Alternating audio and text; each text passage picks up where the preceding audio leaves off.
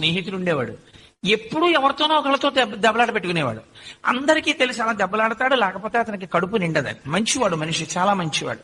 నేను ఒక రోజున అడిగాను, అసలు ఎవ్వరూ దెబ్బలాడకపోతే మీతో అందరూ నవ్వేశారనుకోండి, ఏం చేస్తారు మీరని అడిగాను. చాలా సెన్సిటివ్ సిచ్యువేషన్ చూసుకుని ఎంత స్నేహితుడైనా చిరాకు పడేటట్టుగా దెబ్బలాటెట్టుకుని సంతోషపడి వెళ్ళిపోయేవాడు. అసలు ఒక రోజల్లా అందరూ జాగ్రత్త పడిపోయి మీతో నవ్వేస్తే ఏం చేస్తారన్నాను.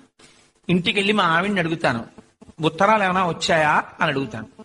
రాలేదు అందనుకోండి, అవును కన్యాదానం చేసేసాడుగా, ఇంకా కూతురు ఏమైపోతే ఆయనకి ఎందుకు, మీ నాన్న ఉత్తరం రాయడంటాను.